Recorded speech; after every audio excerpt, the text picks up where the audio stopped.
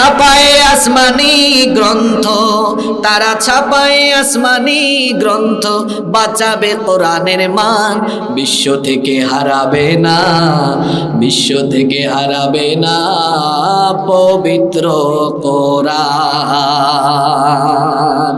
পৃথিবী থেকে কোরআন হারাবে? কোরআন হারাবে না। কোরআনের কর্মীদের উপরে, কোরআনওয়ালাদের উপরে জুলুম আর নির্যাতনের স্টিম রোলার চালিয়ে কোরআন আর কোরআনের আন্দোলনকে থামানো যাবে না, বরং কোরআন বিরোধীরা থেমে গিয়ে ধ্বংসের অতল গহ্বরে নিপতিত হবে। আল্লাহর কোরআনওয়ালারাই জমিনের উত্তরাধিকারী হবে।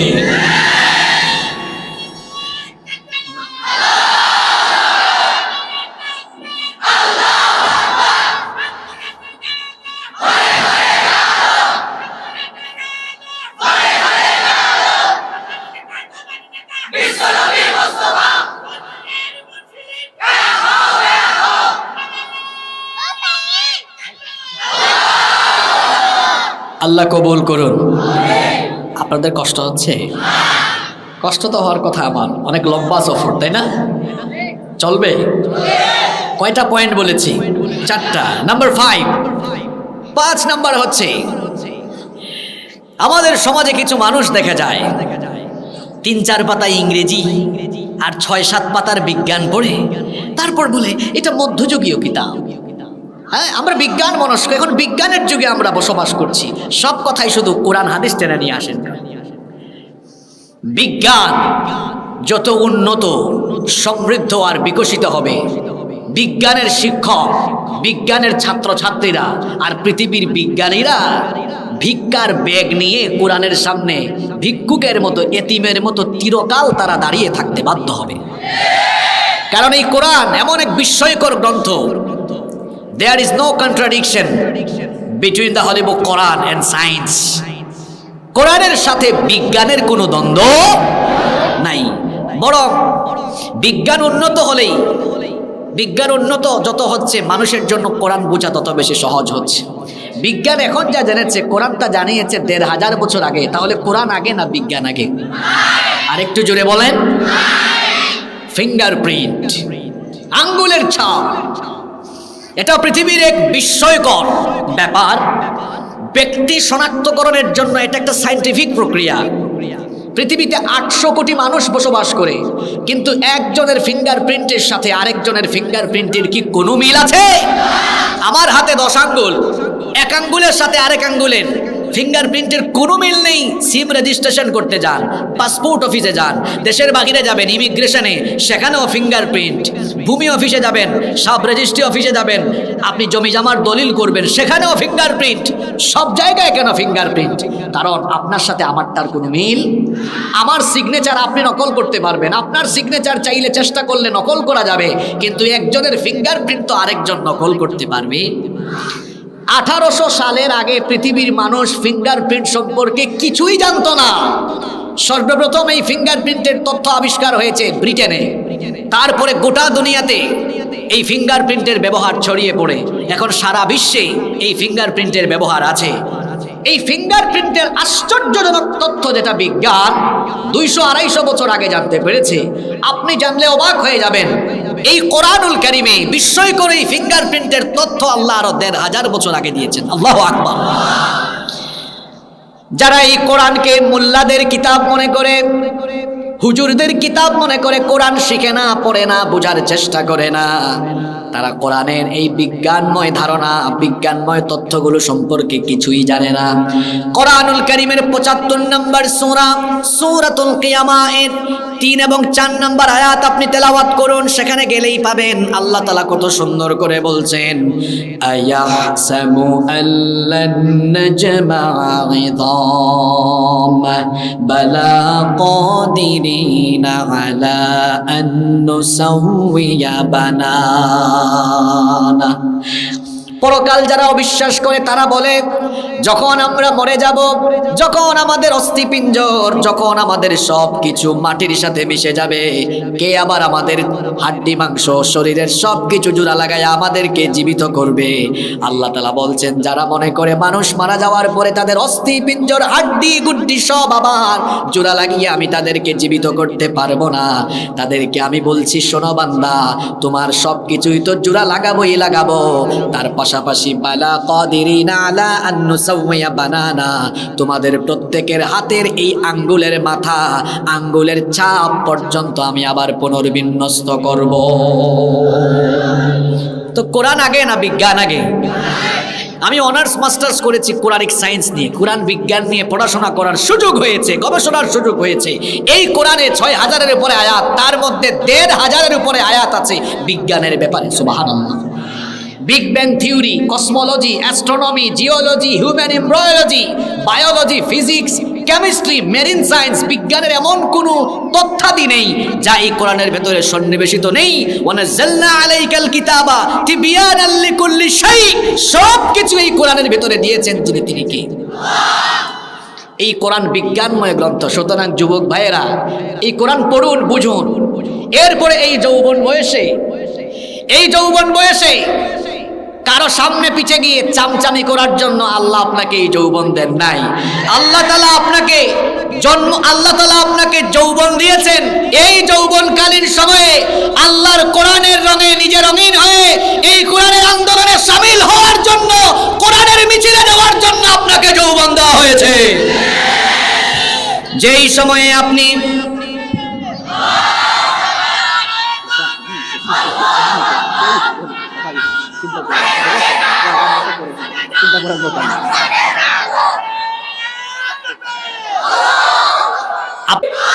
আমি কিন্তু মাত্র লাইনে তুলছি আপনাদেরকে, এখন গুরুত্বপূর্ণ কিছু কথা বলবো। সবার কনসেন্ট্রেশন আছে তো? এই যে এখানে অসংখ্য যুবকদেরকে আমি দেখছি, এই যৌবন বয়সে তারা মোবাইল ডিভাইস আসক্ত হয়ে পড়েছে, ডিভাইস আসক্তিতে তারা লিপ্ত হয়েছে। ফেসবুক, ইউটিউব, টুইটার এগুলোতে তারা সময় দিচ্ছে, রং তামাশায় যৌবন কাটাচ্ছে। কলিজার টুকরা যুবক তরুণ ছাত্র ভাইদেরকে আমি বলছি, আমার ভাইয়েরা কান লাগান, কথাগুলো মনোযোগ দিয়ে শোনেন। যেই বয়সে আপনি মোবাইল নিয়ে ব্যস্ত, যেই বয়সে আপনি রং তামাশায় ব্যস্ত, আল্লাহর নবীর যুবক সাহাবীরা ওই বয়সে ছিলেন কোরআনের রাজ কায়েমের জন্য, কোরআনের আন্দোলনে ব্যস্ত। আপনি এখন মেয়েদের পিছনে ঘুরঘুর করেন, আপনি এখন রং তামাশায় লিপ্ত আছেন। আর এই বয়সে আল্লাহর নবীর যুবক সাহাবীরা দিন বিজয়ের জন্য নিজেকে উজাড় করে দিয়েছেন। বদরের কাহিনী তো আপনারা জানেন। ইসলামের একজন গুরুত্বপূর্ণ দুশমন আবু জাহালকে হত্যা করেছিল দুইজন কিশোর, দুই ভাই। একজনের নাম মাদ আর একজনের নাম হলো মুআওয়াদ। দুই ভাই তাদেরকে অকাতরে দিনের জন্য নিবেদিত করে দিয়েছিল। উহুদের ময়দানে নবীজিকে প্রোটেকশন দেওয়ার জন্য তালহা রাদিয়াল্লাহু আনহুর ইতিহাস আমরা জানি। তিনি এতগুলো তীরের আঘাত খেয়েছেন, নবীজির সামনে ঢাল হয়ে দাঁড়িয়েছিলেন, গোটা শরীরের মধ্যে তীর আর তীরের আঘাত। বিভিন্ন রকমের বর্ণনা এসেছে। কেউ বলেছেন তার শরীরে 30টা তীরের আঘাত ছিল, কেউ বলেছেন 32, 35, 39। আল্লাহর রাসূলকে প্রোটেকশন দেওয়ার জন্য এই যুবক সাহাবী তার নিজেকে এভাবে তিনি সঁপে দিয়েছিলেন।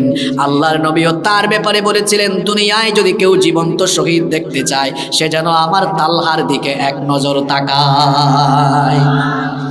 আপনাদের মতোই যুবকরা তো সর্বপ্রথম ইসলাম কবুল করেছেন। ওমর রাদিয়াল্লাহু আনহু 26 বছর বয়সে ইসলাম কবুল করেছেন।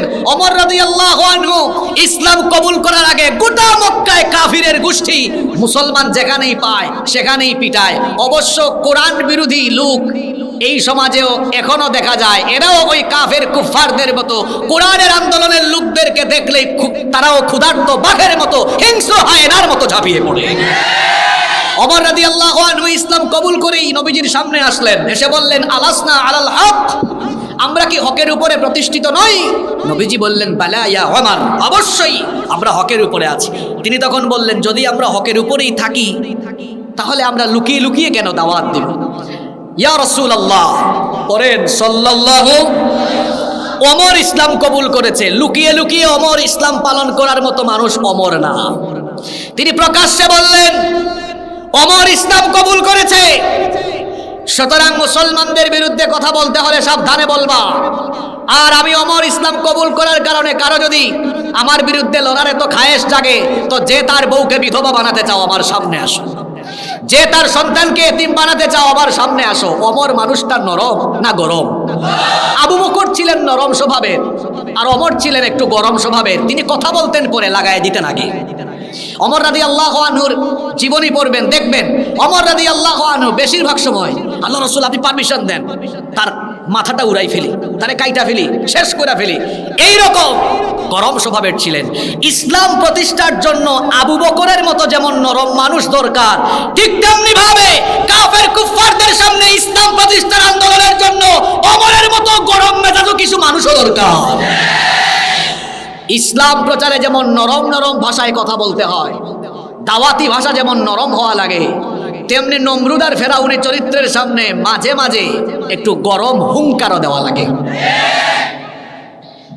ওমর রাদিয়াল্লাহু আনহু নবীজির কাছে বললেন, আপনি একটু পারমিশন দেন, একটা মিছিল বের করি। জোরে বলেন তো, কি বের করি? তখন ইসলাম গ্রহণকারী লোকদের সংখ্যা কম না বেশি? কিন্তু নবী করিম সাল্লাল্লাহু আলাইহি ওয়াসাল্লাম জানতেন কম হলে কি হবে, ওমর তো একাই, 100 বললেও ভুল হবে, আরো। নবীজি পারমিশন দিলেন, কাবার চত্বর থেকে মিছিল বের হলো। মিছিলের সামনে দুইজন নেতৃত্বে দাঁড়িয়ে গেলেন, একদিকে ইসলামের এক বীর সিপাহসালার হামজা রাদিয়াল্লাহু আনহু, আরেকদিকে দাঁড়ালেন ওমর ইবনুল খাত্তাব রাদিয়াল্লাহু আনহু। এবার স্লোগান উঠলো, সাহাবীদের স্লোগান ছিল আমার ভাই তোমার ভাই, অমুক ভাই তমুক ভাই, অমুক ভাইয়ের চরিত্র ফুলের মতো পবিত্র, এরকম স্লোগান ছিল। এখন তো যুবকরা, আরে এদেরকে দেখলে মায়া হয় আমার, কষ্ট হয় আমার। আমি স্কুলে পড়েছি, মাদ্রাসায় পড়েছি, বিশ্ববিদ্যালয়ে পড়েছি। বিশ্ববিদ্যালয়ে পড়তে গিয়ে দেখেছি, বিশ্ববিদ্যালয়ে ছাত্র জীবনে দেখেছি, আমাদের কত সহপাঠীদেরকে দেখেছি। সে বলছে আমার আস্থার শেষ ঠিকানা, ভরসার শেষ ঠিকানা। ও যুবক ভাইরা, ছাত্র ভাইরা, এভাবে চামচামি করার জন্য তোমাকে আল্লাহ যৌবন দেন না। তুমি স্লোগান দিচ্ছ আমার ভাইয়ের চরিত্র ফুলের মতো, কি বলে, ফুলের মতো পবিত্র। কার চরিত্র ফুলের মতো পবিত্র? সে তো নামাজ পড়ে না 1 ওয়াক্ত, সুযোগ পাইলে গাঞ্জা খায় 5 ওয়াক্ত, শয়তানের ভক্ত, জাহান্নামের তক্ত। এই সকল বেঈমানদের সঙ্গ ছেড়ে দাও, তাদের সঙ্গী সাথী হয়ে যাও। কলেজে ইউনিভার্সিটিতে যারা দেখা হলেই বলে ভাই 5 ওয়াক্ত নামাজ জামাতে পড়ো কিনা, তাহাজ্জুদ পড়ো কিনা, বাবা মায়ের খেদমত করো কিনা, স্যারদেরকে উস্তাদদেরকে সম্মান করো কিনা, ঠিক মতো কোরআন হাদিস পড়ো কিনা। এইরকম দেখা সাক্ষাৎ হলেই যারা তোমাকে নামাজের দিকে, কোরআনের দিকে, কোরআনের মিছিলের দিকে আহ্বান করে, তারাই হলো তোমার উত্তম বন্ধু। এদেরকে চিনে নাও। ওমর রাদিয়াল্লাহু আনহু মিছিল বের করলেন, স্লোগান উঠলো এবার লিল্লাহি তাকবীর, নারায়ে তাকবীর, আল্লাহু আকবার। এই স্লোগানকে কিন্তু কাফিররা, ইসলাম বিরোধীরা বুলেটের চাইতেও বেশি ভয় পায়, বুলেটের চাইতেও বেশি ভয় পায়। অনেকে আবার আল্লাহু আকবার স্লোগানের ভেতরে জঙ্গিবাদের গন্ধও খুঁজে। এদের নাকে ডিস্টার্ব আছে, নাক বিশেষজ্ঞ দেখানো দরকার। কারণ আমরা মুসলমান, জন্মের পরে প্রথম শুনেছি কি? আজান শুরু হয় কি দিয়ে? ইকামত শুরু হয় কি দিয়ে? নামাজ শুরু হয় কি দিয়ে? জীবনের শেষ নামাজ জানাজা শুরু হয় কি দিয়ে? শেষ হয় কি দিয়ে? আজান শুনলে খারাপ লাগে কার? শয়তানের। আজান শুনলে পলায়ন করে কে? আজান শুনলে শয়তানের খারাপ লাগার কথা। আজান শুনলে যাদের খারাপ লাগে এদের আসলে তলে তলে শয়তানের সাথে বন্ধুত্ব আছে। আল্লাহু আকবার শুনলে যার খারাপ লাগে তলে তলে শয়তানের সাথে বন্ধুত্ব আছে। স্লোগান উঠে গেল লিল্লাহি তাকবীর, আল্লাহু আকবার। এখন আবু জেহেলের ছেলাপেলা সাঙ্গপাঙ্গরা কয় স্যার স্লোগান শোনা যায়, কয় বের হ, বের হয়ে দেখ। কয় দেখছেন কারবার? আজকে তো ঘটনা উল্টা ঘটে গেছে। আবু জেহেল ক্ষিপ্ত হয়ে বলছে উল্টা হোক আর যাই হোক, তাড়াতাড়ি লাঠি সুটা বের কর, ঝাঁপায় পর, সবগুলারে সাইজ করে দেয়। কয় স্যার আজকে সাইজ করবো কেমনে? আজকে তো ঘটনা খারাপ। কয় কি হয়েছে? কয় আজকে তো সামনে ওমরকে দেখা যায়, যে ওমর এতদিন আমাদের সাথে বৈশা মিটিং করেছে, আমাদের সাথে তাল মিলিয়েছে, এখন তো ওমর সামনের কাতারে। এখন আবু জেহেলের গলার আওয়াজ কি হয়ে গেছে? কর্মীরা যখন দেখে নেতাই ভয় পাইয়া গেছে, কর্মীদের আর সাহস আসবে? কথা বলেন, সাহস আসবে? ও যুবক ভাইয়েরা, ছাত্র ভাইয়েরা, তরুণ ভাইয়েরা, আপনারা তো সেই ওমরের উত্তরসূরি, সেই ওমরের উত্তরসূরি। আপনাদের গলা দিয়ে আল্লাহু আকবার বের হয় না। আল্লাহু আকবার আপনাদের গলা দিয়ে অনেকেই বের হতে দেয় না, আপনাদের গলাকে চেপে ধরে রেখেছে। কারা আপনাদের গলাকে চেপে ধরে রাখলো? নিজের বিবেককে প্রশ্ন করেন। আর যারা আপনার গলা থেকে, কণ্ঠস্বর থেকে আল্লাহু আকবার বের হতে দেয় না, মনে রাখবেন এরা হচ্ছে আবু জেহেলের খাস বন্ধু। এদের সাথে সম্পর্ক ছিন্ন করে তাদের সাথী হয়ে যান।